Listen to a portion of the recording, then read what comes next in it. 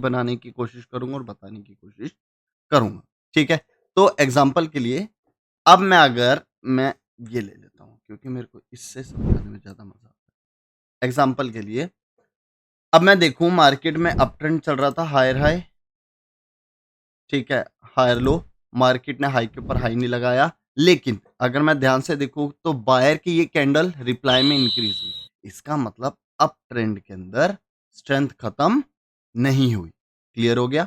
अच्छा, इस पॉइंट से अगर मैं देखूं, फर्स्ट टाइम जब बाय ने टच किया strong seller enter, second time जब टच किया strong seller enter, third time जब टच किया स्ट्रॉन्ग सेलर एंटर। इसका मतलब सेलर की स्ट्रेंथ बहुत ज्यादा है, वो बायर को इस एरिया से आगे जाने नहीं दे रहा। ठीक है, आगे देखते हैं।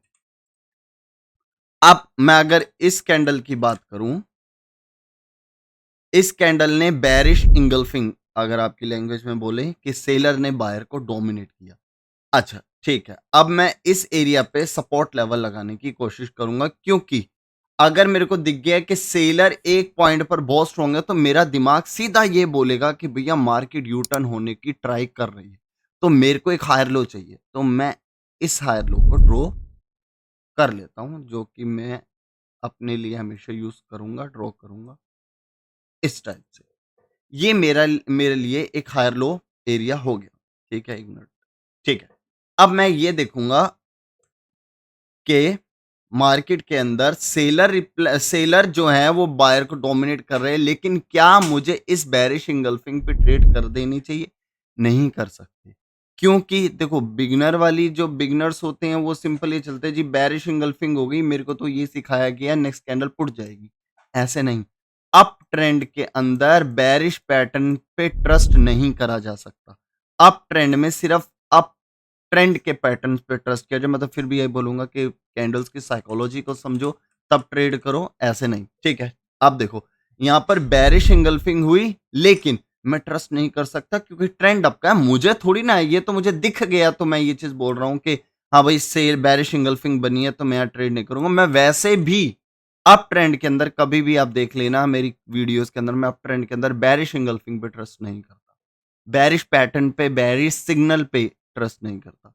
ठीक है, अब सेलर ने बायर को डोमिनेट किया, लेकिन ये बायर जो रिप्लाई में इंक्रीज हो रहा है, ये क्या मुझे कुछ बता नहीं रहा? मुझे ये बताने की कोशिश कर रहा है मैं अपने एरिया पे बैठा हूं। ठीक है, अच्छा, अब जब मैंने यहां पर देखा कि बायर का एरिया कहां है जी, ये रहा, सेलर की कैंडल की क्लोजिंग हुई यहां पर, अब बायर रिप्लाई में इंक्रीज है, वो कभी भी एंटर कर जाएगा यहां से भी, मुझे नहीं पता। ठीक है, लेकिन नेक्स्ट कैंडल, फर्स्ट कैंडल समझ आ गई, फर्स्ट कैंडल ने सेलर एरिया से एंट्री करी जहां से सेलर बहुत स्ट्रॉन्ग एंटर हुआ, पहली चीज समझ आ गई, और वहां से एंटर होकर सेलर बायर को डोमिनेट कर रहा है, और नेक्स्ट उसका जो बायर का हायर लो पॉइंट है, एक सपोर्ट लेवल आपकी लैंग्वेज में बोलूं तो उसमें गैप है। ठीक है, मैं ट्रेड नहीं कर सकता ना कॉल की ना पुट की, गैप है तो सेलर एंटर कर सकते हैं, बायर रिप्लाई में इंक्रीज है तो किसी भी टाइम बायर स्ट्रेंथ लेके एक बुलिश कैंडल फॉर्म कर सकती है। क्लियर हुआ? अच्छा, उसके बाद नेक्स्ट कैंडल ने हमने देखा कि सेलर अगेन आए, अब ये कैंडल इससे छोटी है लेकिन ये वीक कैंडल नहीं है, समझे? ये वीक कैंडल क्यों नहीं है? क्योंकि इस कैंडल के अंदर जो है नीचे की तरफ से लोअर रिजेक्शन नहीं है। अगर बायर रिप्लाई में इंक्रीज है, देखो सेलर को रोका बायर एंटर, फिर सेलर को रोका बायर एंटर, फिर सेलर को रोका बायर एंटर, और बायर कितने स्ट्रॉन्ग एंटर हुए, मतलब ये एक स्ट्रॉन्ग सपोर्ट लेवल है बायर का। तो जब सेलर ने इस पॉइंट पर क्लोजिंग दी तो लोअर रिजेक्शन क्यों नहीं आई? क्यों सेलर को बायर ने रिजेक्ट नहीं किया? अच्छा, मेरे को एक क्लू मिला यार कि बायर एरिया पर सेलर की लोअर रिजेक्शन नहीं है। इसका मतलब क्या कि बायर यहां पर इस टाइम एक्टिव नहीं है। अच्छा ठीक है, कोई बात नहीं, लेकिन जब नेक्स्ट कैंडल ने मुझे ये सिग्नल दिया क्या, कैंडल ने ध्यान से देखो गैप डाउन ओपनिंग करी, मैं हटा के अच्छे से दिखाता हूं, ये देखो इसकी क्लोजिंग या इसकी ओपनिंग या, मेरे को पहले एक क्लू मिला हुआ है कि मार्केट के अंदर जिस पॉइंट पर मुझे बायर की एक्सपेक्टेशन थी वहां से बायर की रिजेक्शन क्यों नहीं आई। उसके बाद next candle gap down opening दे रही है। अरे एक चीज बताओ, ये मान लो कि ये सपोर्ट लेवल है, अगर सेलर आ रहे हैं एक लेवल पर और अगर सेलर को उस लेवल को ब्रेक करना है तो वो थोड़ा गैप अप ओपनिंग देगा ना, ताकि मैं ऊपर से प्रेशर से आऊं और सेलर के एरिया से ओपनिंग करके आऊं, ताकि मैं इस लेवल को स्ट्रांगफुली मैं ब्रेक कर सकूं। वो कैंडल ऐसे कौन करेगी कि गैप डाउन ओपनिंग दे? समझ रहे हो? एक होता है गैप डाउन। अब मान लो ये सिचुएशन मैंने यहां पे ये बना दी। अब अगर चलो लोअर रिजेक्शन तो थी नहीं, अगर बायर को आना होता तो कैंडल इसी एरिया में ओपनिंग करती, ऐसे नीचे जाती, स्ट्रेंथ इकट्ठी करती, रिजेक्शन खाती और बुलिश कैंडल फॉर्म करती। क्या बोला मैंने? अगर बायर की कैंडल को बनना होता या गैप अप, सॉरी, या क्लोजिंग के साथ ओपनिंग देती या हल्के से जोन पे ओपनिंग देती, लाइक ऐसे ऐसे करके। लेकिन ये कैंडल इस एरिया को, इस जोन को टॉप क्यों रही है? वो कौन कर सकता है? वो कर सकता है सेलर। क्यों? बायर को आना होता तो वो या तो यहां पे ओपनिंग देता, एक मिनट सॉरी, क्लोजिंग के साथ ओपनिंग देता, क्योंकि जोन पूरा नैरो हो चुका है तो वो ज्यादा गैप डाउन ओपनिंग देता था, ना देता। गैप डाउन कौन करवा रहा है? गैप डाउन करवा रहा है सेलर। और मुझे पहले सिग्नल मिल चुका है डाउनवर्ड साइड के मार्केट के अंदर, सेलर की कैंडल के अंदर बायर की इंटरेस्ट नहीं दिखा इस बार, और कैंडल गैप डाउन दे रही है। ये गैप डाउन नहीं है एक्चुअल में, समझो ये जंप डाउन है। सेलर उस लेवल को टाप रही है क्योंकि वो बेरिश कैंडल बनाना चाहती है। उस लेवल पे ओपनिंग देने से वो इग्नोर कर रही है कि मैं टाप जाऊंगी। फर्स्ट कैंडल ऊपर गई, रिजेक्ट हुई, मैं एंट्री लूंगा इस एरिया से पुट की। समझे? क्योंकि मैं बार बार बता रहा हूं, इस एरिया पर बायर का इंटरेस्ट मुझे नहीं दिखा। ये देखो ना, यहां पर बायर का इंटरेस्ट नहीं है, यहां पर बायर का इंटरेस्ट नहीं है।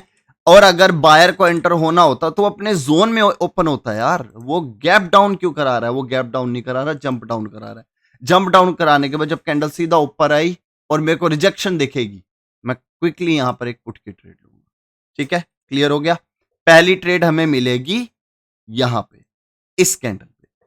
अब आगे क्या? अब मैंने देखा कि कैंडल ने जंप डाउन करके एंड ऑफ द टाइम क्या फॉर्म किया? एक बेरिश कैंडल फॉर्म करी, जिस कैंडल के अंदर प्रेशर है, हेड नीचे की तरफ है। क्लियर हो गया? हेड नीचे की तरफ है। इसका मतलब जिस सपोर्ट लेवल पे बायर को आना था वहां नहीं आए, उसे प्रीवियस कैंडल भी बायर ने इंटरेस्ट नहीं दिखाया। सेलर ने जब क्लोजिंग दी बायर के एरिया में, वहां पर भी एंटर नहीं हुए। जंप डाउन करके भी बायर ने इंटरेस्ट दिखाया, लेकिन सेलर ने डोमिनेट करके एंड में क्या कैंडल फॉर्म करी? बेरिश कैंडल फॉर्म करी। और ये कैंडल मैंने क्या बताया था आपको एक वीडियो में 2-3 दिन पहले, कि मैटर ये नहीं करता कि कैंडल क्या बनी है, कैंडल कहां फॉर्म हो रही है ये मैटर करता है। अब ये कैंडल इस सपोर्ट जोन के नीचे एक पिन बार टाइप कैंडल बन रही है, डोजी टाइप कैंडल बन रही है, जो कि कंफर्म कर रही है कि जो रिट्रेसमेंट आना चाहती थी वो नहीं आई। तो इसका मतलब अगेन सेकंड कैंडल मेरी यहां पर ट्रेड बनेगी। क्लियर हुआ? सेकंड कैंडल अगेन मेरी यहां पर ट्रेड बनेगी, क्योंकि ये कैंडल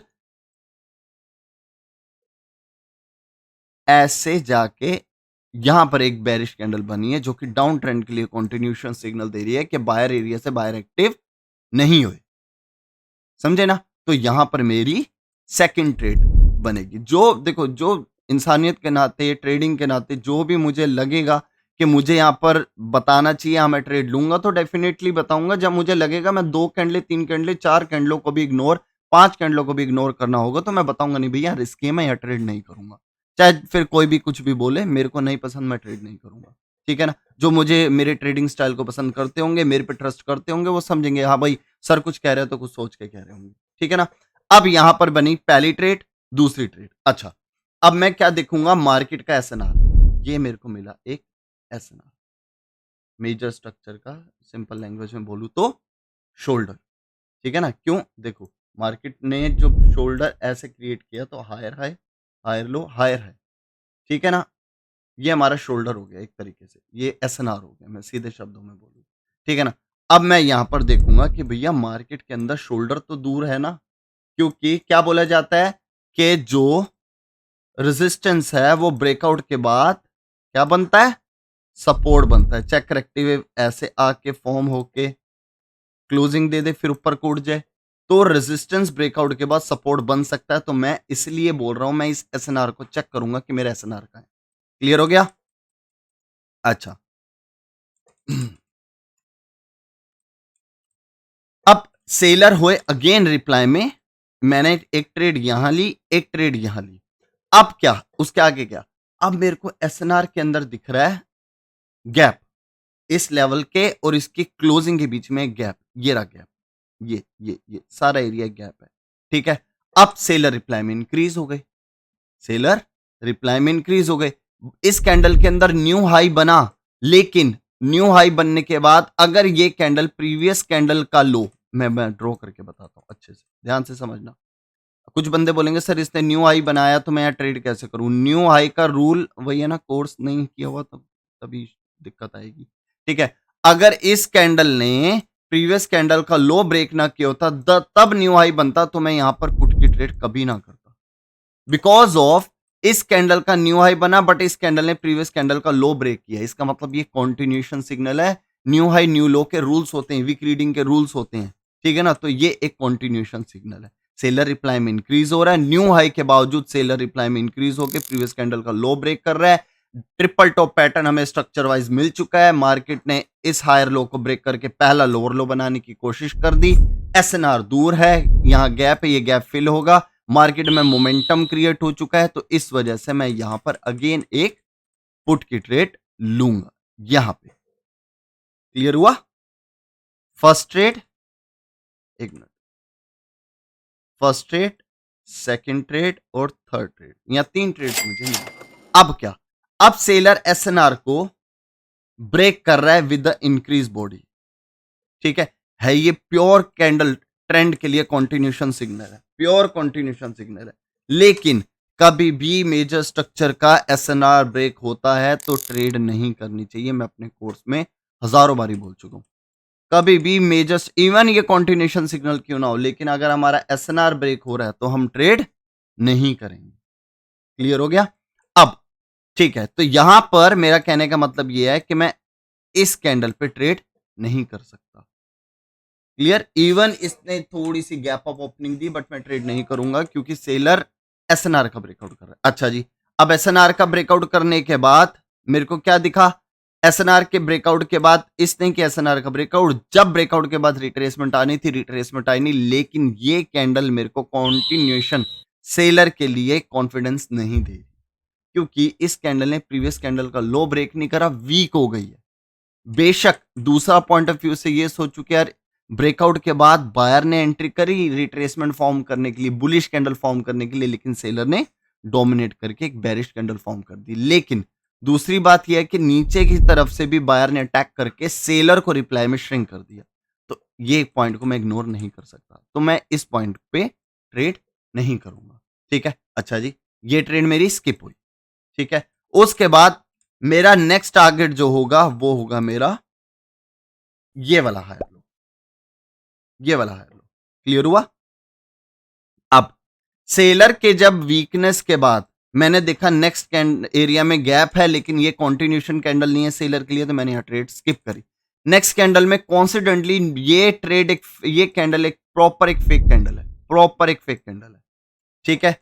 इस कैंडल का आने का कोई लॉजिक नहीं है, लेफ्ट हैंड साइड कोई लेवल नहीं है, लेवल के बीच में गैप है, देखा जाए तो प्रॉपर तरीके से एक रिवर्सल सिग्नल नहीं है, देखा जाए तो इससे प्रीवियस कैंडल मतलब कि इस कैंडल के लो और इसके क्लोजिंग के बीच में गैप था, इस टाइप की कैंडल कॉन्टिन्यूशन सिग्नल दे देती है क्योंकि इसने न्यू लो भी बनाया। क्लियर हुआ, तो ये कैंडल का आने का कोई लॉजिक नहीं है, ये एक रिट्रेसमेंट, ये एक ट्रैप कैंडल है, ठीक है। अब ट्रैप कैंडल ने क्या किया, सेलर ने ब्रेकआउट किया एसएनआर का, बायर सडनली एसएनआर के ऊपर जाके क्लोजिंग दे रहा है, देखो इसकी क्लोजिंग एसएनआर के ऊपर है। मैं अगेन इस ट्रेड कैंडल पे ट्रेड नहीं कर सकता क्योंकि इसने मेरे को लेफ्ट हैंड साइड कोई लेवल नहीं है, कुछ नहीं है, और ये कैंडल फॉर्म हो रही है, इसका मतलब मैं एक्सपेक्ट करूंगा कि ये मेरे को कहीं फंसाने वाली कैंडल तो नहीं है, ट्रैप कैंडल तो नहीं है, तो मैं नेक्स्ट कैंडल की वेट करूंगा, ठीक है। अगेन इसके बाद मैंने देखा कि नेक्स्ट कैंडल एक बेरिश बनी जो कि इसकी कैंडल रिप्लाई में यहां पर इंक्रीज हुई, लेकिन क्लोजिंग दे रही है एक सपोर्ट लेवल पर, राइट।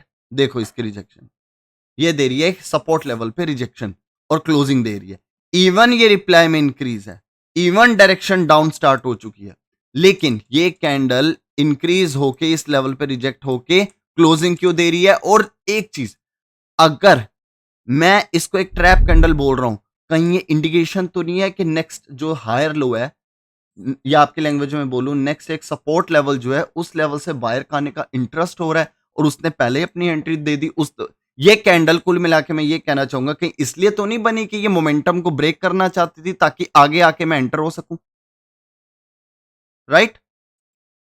कहीं ये इस चीज का सिग्नल तो नहीं है। तो सेलर ने जब इवन इंक्रीज थे तो यहां पर सपोर्ट लेवल पे क्लोजिंग क्यों थी? और मैं इस चीज को और श्योरली क्यों बोल रहा हूं, कैंडल की नेक्स्ट कैंडल की ओपनिंग देखो भाई, नेक्स्ट कैंडल की ओपनिंग उसी सपोर्ट लेवल पे ओपन हुई है जहां पर बायर के आने का चांस बन रहा है, क्योंकि प्रीवियसली बेफालतू में एक बायर का इंटरेस्ट आ चुका है और उसके बाद बायर ने उसी सपोर्ट लेवल से रिजेक्शन देके गैप डाउन ओपनिंग दी है। 3 रीजन है कि बायर आ सकता है। समझ रहे हो ना? तो अगेन जब इवन सेलर रिप्लाई में इंक्रीज है बिकॉज ऑफ प्रीवियस, इससे प्रीवियस कैंडल ने मोमेंटम तोड़ा बिकॉज बायर एंटर हो गए सेलर के मोमेंटम में, ठीक है? और उस नेक्स्ट कैंडल ने इंक्रीज सेलर के साथ क्लोजिंग दी सपोर्ट लेवल पे विद रिजेक्शन और next candle gap down opening. ये बहुत एक स्ट्रॉन्ग सिग्नल है कि मैं यहां पर एक कॉल की ट्रेड लूंगा। बेशक चाहे एक छोटा अमाउंट लगाऊं बट यहां पे एक रिस्क जरूर लेना बनता है, क्योंकि ऐसे टाइम पे जब एक मोमेंटम में ऐसे ट्रेड लो ना, बहुत कॉन्फिडेंस आता है कि भैया मजा आ गया कि मैंने क्या चीजें एनालाइज करके क्या स्टोरी बना के मैंने ट्रेड ली, मार्केट ने मेरे को पहले सिग्नल दे दिया था। इवन अब खुद सोचो ना, सेलर अगर रिप्लाई में इंक्रीज हो रहा तो इतना हो जाता कि इसको ब्रेक कर देता, या इस तरीके से बन जाता, देखो इस तरीके से बन जाता, प्योर कंटिन्यूशन होती, मैं अगेन यहां पुट के साथ जाता, लेकिन वो प्रॉपर आके यहां क्लोजिंग क्यों दे रहा है और नेक्स्ट कैंडल गैप डाउन की ओपनिंग दे रही है। बहुत प्यारा सिग्नल है कि मार्केट यहां पे बायर एंटर होना चाहते हैं, ठीक है? आई होप आपको समझ आ पा रहा होगा। इसी तरीके से स्टोरी को बनाया जाता है। वो बेफालतू की बातें छोड़ दो कि हाँ भाई कोई ब्रेकआउट स्ट्रेटजी है, सिनार स्ट्रेटजी है, इंडिकेटर है, शॉर्ट है या पैटर्न बेस्ड ट्रेडिंग है। इसी तरीके से मैं हर एक ट्रेड को एनालाइज करता हूं, चाहे मुझे कितनी देर क्यों ना बैठना पड़े। क्यों? क्योंकि ब्रो सबसे बड़ी चीज पता है क्या है? एक कॉन्फिडेंस।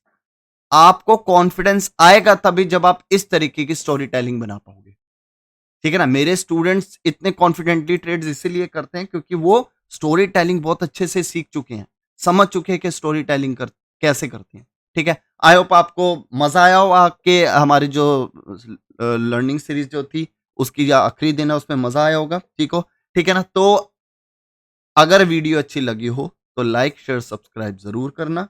आज के लिए मैं इतना काफी कर